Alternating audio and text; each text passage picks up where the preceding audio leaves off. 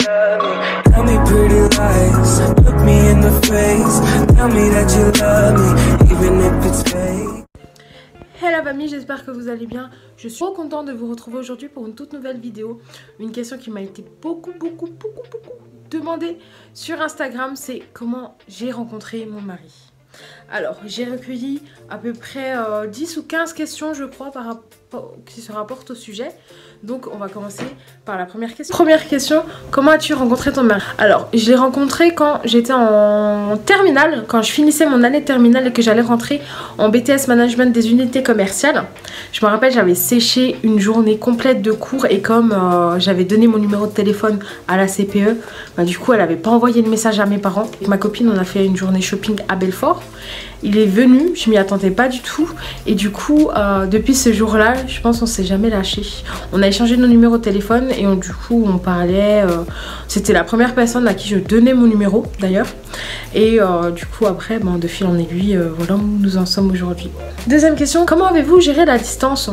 Alors, je pense qu'on peut dire qu'à l'heure d'aujourd'hui, on est chanceux dans le sens où on a tout ce qu'il faut pour être en contact. On faisait des appels FaceTime, on faisait des appels WhatsApp, Viber, enfin voilà. Il y a une multitude d'applications qui permettent de communiquer. Et du coup, il faisait des allers-retours Strasbourg-Montbéliard ou moi je faisais des allers-retours Montbéliard-Strasbourg. Et non, ça n'a pas... Franchement, la distance, ça n'a pas posé de problème. On a très bien géré la distance parce qu'on se voyait souvent, on parlait tous les jours au téléphone. Quelle a été la chose la plus folle que tu aies eu à faire avec lui? La chose la plus folle, je pense que c'est le jour où je me suis tapé une grosse amende à la SNCF. Il m'avait payé un billet. Il faut savoir qu'à la SNCF, si quelqu'un vous paye un billet et que vous n'avez pas la carte de paiement sur vous, vous avez une amende. Donc du coup, moi j'ai eu une amende, je me suis énervée. Je dis non mais vous foutez de ma gueule. Comment ça j'ai payé mon billet. Bref, une folle. J'avais ma pièce d'identité mais je refusais de lui donner. Du coup elle avait pris une carte, étudiante et elle a mal noté mon nom. Elle a noté un nom bizarre, enfin vraiment bizarre, mais j'ai reçu l'amende. Mais elle a noté un nom bizarre, du coup je l'ai contesté parce que le billet je l'avais payé. C'est pas comme si je fraudais. Donc du coup je pense que ça c'est la chose la plus folle que j'ai eu à faire. Alors prochaine question, quand as-tu su que c'était le bon? Alors je pense que c'est un sentiment que tu as uniquement quand tu sais que c'est le bon. C'est difficile à expliquer. En fait, au fur et à mesure qu'on discutait, je voyais pas ma vie avec et je savais que notre relation allait terminer allait aboutir à un mariage.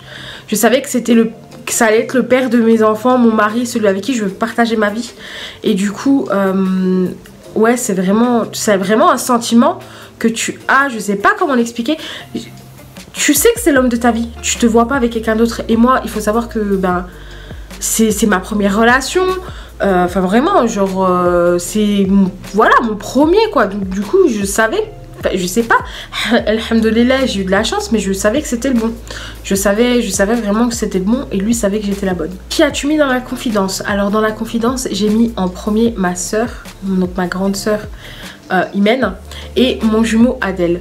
Chaque soir je parlais en FaceTime avec mon mari et du coup eux ils étaient trop énervés parce qu'en fait je passais plus de temps avec eux. Ça je me rappelle, ils me l'ont lancé 50 000 fois dans la gueule mais que voilà, c'est un début de relation, tu sais, un début de relation t'es toujours sur le téléphone, tu parles, nanana, donc ils ont compris. Prochaine question, comment a-t-il fait sa demande? Alors sa demande, alors officiellement sa demande a été au téléphone. Oui, au téléphone. En fait je faisais à manger, je gardais ma nièce et on parle, on s'appelle en visio. Il me dit est-ce que tu veux m'épouser? Je suis quoi? Quoi? J'étais choquée, j'ai dit non arrête, j'ai dit tu répète parce que j'ai pas compris. Et en fait il était trop gêné de répéter cette question là. Donc du coup après je l'ai fait ramer. Je l'ai fait vraiment ramer pour qu'en fait ils disent ouais veux-tu me poser? J'ai dit non mon coco, tu vas poser un genou à terre et tu vas me demander en mariage parce que là ça va pas du tout mon coco. Faut mettre un genou à terre. Allô la terre, allô, un genou, s'il vous plaît. Donc du coup, avec ma soeur Imen, ça rejoint l'histoire de quand j'ai eu l'amende, on allait à Strasbourg. Et il est venu avec un gros bouquet. Et on allait au Parlement européen, il y avait taquet de monde.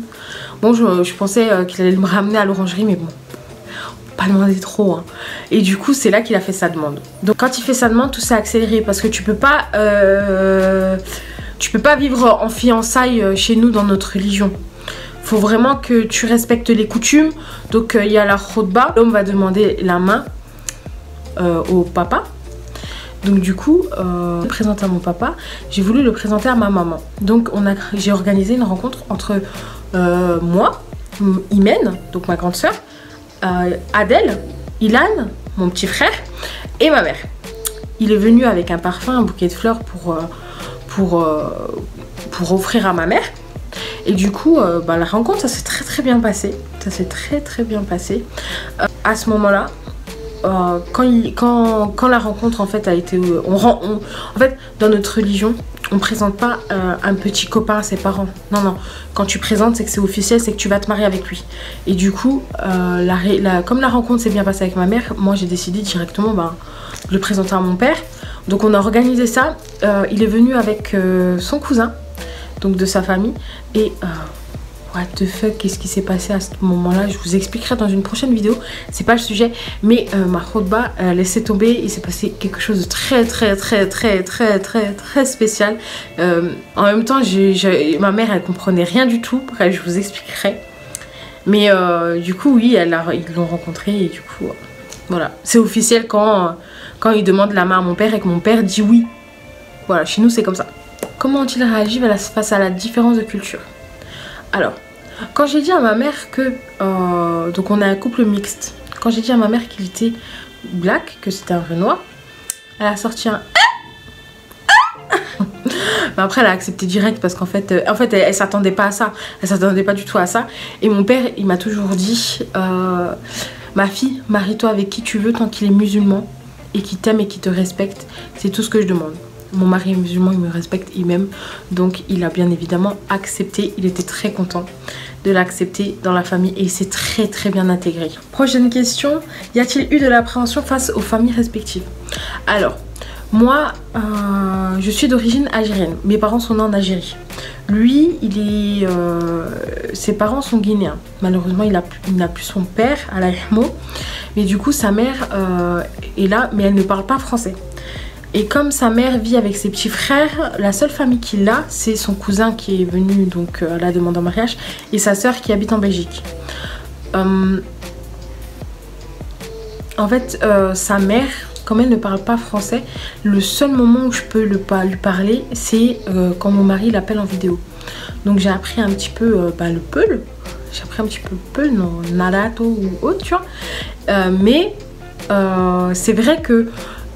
on aurait aimé qu'elle soit là au mariage, mais sauf que les démarches administratives pour ramener quelqu'un d'un pays étranger, c'est très compliqué.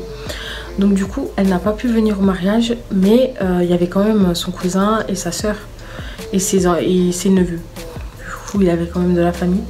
Et ma famille l'a très bien accepté. Et même aujourd'hui, ils le défendent parce que oui, s'il y a des gens de ma ville, s'il y a des personnes de ma ville qui me regardent, des personnes où je suis née vont voir mes parents, vont voir ma soeur pour lui dire pourquoi tu as laissé ta fille se marier avec un noir. Mais en quoi ça te regarde? En quoi c'est ta famille? En quoi ça te regarde? En quoi ça te gêne? Ça c'est quelque chose que je n'accepte pas. C'est quelque chose que je n'accepte pas, je ne comprends pas. Donc ça m'énerve. Ça m'énerve depuis haut point. Haut point. Donc, prochaine question. Comment s'est passé l'après-mariage? Alors, dans les mariages arabes, tu te maries le samedi. Donc, à savoir que depuis quelques années maintenant, on ne peut pas faire le halal, donc le mariage religieux le vendredi comme on faisait avant. Donc, vendredi, on fait le mariage religieux et le samedi, on fait le mariage civil. Après plusieurs abus de personnes, je ne sais pas qui, parce que je pense que c'est généralisé à toute la France. Après plusieurs abus de halal, justement, les imams ont décidé de faire le mariage religieux uniquement s'ils sont passés à la mairie. Donc du coup, moi tout recentré sur le samedi. Samedi, on a fait le mariage civil et le soir même, ils sont venus, l'imam est venu, donc on a fait une salle, enfin, j'ai fait un mariage dans l'appartement de mes parents, donc on avait fait 2 chambres pour les hommes. Il est venu dans une chambre, ils se sont regroupés, voilà, ils ont fait le mariage religieux et du coup, voilà. Le lendemain, tu viens, tu nettoies et tu pars. Ça a été très compliqué, très compliqué. En fait, je pleurais parce que bah, c'est la première fois. Je quitte le domicile familial. C'est pas rien en fait. Tu quittes, même quand je me suis mariée en fait. Quand j'ai dit oui, qu'elle a dit vous êtes mariée, j'ai lâché mon arme des larmes parce que je regardais mon père. Mon père aussi, il a pleuré. Voilà, c'est ma famille quoi. Je les aime trop. Regardez mon père, je le voyais pleurer donc je pleurais. Enfin bref. Team fragile, tu connais. Voilà, c'est tout. Et du coup, on est rentré à Strasbourg. C'était très compliqué parce qu'en fait, je me sentais très seule. Parce que tu arrives dans une nouvelle ville, tu connais personne, tu connais pas l'endroit, tu connais pas l'appartement. Enfin voilà, il faut vraiment se faire à tout. Et du coup, ben, heureusement que tu as ton mari, tu t'entends bien avec. Parce que si tu t'entendais pas avec là, ce serait cacahuète dans la merde. Mais heureusement qu'il était là parce que sinon... ben voilà, je sais qu'en étudiant, bah oui, tu prends ton envol et tout, mais là c'est un mariage, c'est pas pareil. Donc c'était compliqué dans les premiers jours, mais après ça s'est très bien passé. Dernière question. Quel conseil tu pourrais donner à un couple qui n'ose pas se lancer, entre parenthèses, mixte? Alors, si tu sais que c'est l'homme de ta vie, si tu sais que c'est la femme de ta vie, il ne faut pas que tu aies de regrets. Fonce, moi je te dis fonce, parce que tu risques de passer à côté de l'amour de ta vie. Dans le sens où si tu sais que c'est la bonne, si tu sais que c'est le bon, pourquoi tu te priverais pour les autres justement? Non, fais ta vie, prends ton mari entre les bras là, entre le coude et puis casse-toi, cache-le. Et moi le premier conseil que je peux donner, c'est au début de la relation, n'en parle à personne. Pourquoi? Parce que quand t'en parles à tes copines, quand t'en parles aux autres, dès qu'il va y avoir une embrouille, tu vas avoir tendance à l'expliquer donc bah, à ton entourage. C'est tout naturellement que tu le fais. Mais eux, parfois, même souvent, ne sont pas en couple et te donnent des conseils, mais eux n'ont jamais eu à affronter cette situation. Donc là, ça devient très compliqué. Et après, ça peut mettre de l'eau dans le gaz dans ton couple, alors qu'à la base, bah, c'est juste une broutille. Tous les couples s'embrouillent. Croyez pas qu'un couple ne va pas s'embrouiller. Non. Tous les couples s'embrouillent. Moi, ce matin, je l'ai embrouillé parce qu'elle a versé du lait dans la cuisine et il n'a pas nettoyé. Voilà, tous les couples s'embrouillent. C'est tout. Mais au début de la relation, n'en parle pas. Moi, je te conseille d'en parler au moment où ben, tu sais que c'est concret, au moment où il va te demander en fiançailles et là que tu vas en parler à ta famille. Pourquoi tu parleras à tes copines avant d'en parler à ta famille? À part si tu as une meilleure amie qui est en couple, voilà, ça je peux comprendre. Mais vraiment, préserve ton couple et préserve-le au maximum avant d'en parler. C'est le conseil que je peux te donner. Et le deuxième conseil que je peux te donner, c'est vis ta vie à fond. Si c'est pas celui-là, ce sera un autre. C'est tout. Et si c'est pas un autre, bah tu es mieux toute seule. Tu es mieux tout seul. C'est tout. C'est le mektoub, tu peux rien y faire. Ne souffre pas pour une personne qui n'en vaut pas la peine. C'est tout. Donc voilà, c'est les conseils que je peux donner. Et ah oui, et troisième conseil, les personnes qui critiquent les couples mixtes, nanana, mais bah franchement, honte à vous. Honte à vous parce qu'en fait c'est n'importe quoi. Vous vous basez sur une couleur de peau, sur une origine pour déterminer un couple. Non. Arrêtez tout de suite, arrêtez tout de suite. Moi je suis fière, je suis rebeu algérienne, lui il est guinéen. Je suis arabe, il est black. C'est quoi le problème? C'est quoi le problème? Il n'y en a pas du tout, on est musulmans. Il n'y a pas de problème. Dans la tombe, on n'est que des squelettes. C'est tout, c'est tout. Je sais qu'il y a des parents, ils sont compliqués avec ça. Il y a des parents, ils aiment bien que tu te maries entre origines. Et dans ce cas-là, moi je serais toi, j'irais à la mosquée la plus proche, demander l'avis d'un imam. Et l'imam parfois se déplace chez toi pour pour expliquer à ton père, pour faire les présentations. pour pas que ça parte en cacahuète, pour pas que voilà. Si vraiment tu sens que ta mère généralement elle accepte. Si tu sens vraiment que ton père est bloqué avec ça, prends des précautions, va voir la mosquée près de chez toi, explique la situation, tu dis bien qu'il est musulman ou autre. Et là tu vas directement avoir une réponse. Soit il va venir avec toi, soit il va missionner quelqu'un pour venir avec toi pour faire les présentations, pour que ça se passe dans un cadre respectueux. Et Inch'Allah, voilà, Mabrouk alik, Inch'Allah, le mariage, invitez-moi pour danser, hein. Donc voilà, il n'y a pas de raison pour... En fait, moi je parle pour les musulmans, il n'y a pas de raison qu'on refuse un autre musulman sous prétexte de sa couleur de peau, de son origine. Non, non, non, non, non. On n'est pas dans les années je sais pas combien. Non, non, non, non. Tu expliques bien. Si tu expliques la situation avec respect, avec douceur, je vois pas pourquoi tu aurais des refus. Voilà. Et si tu sais que c'est l'amour de ta vie, bah c'est l'amour de ta vie, hein, c'est tout. Voilà, voilà. On a terminé les questions.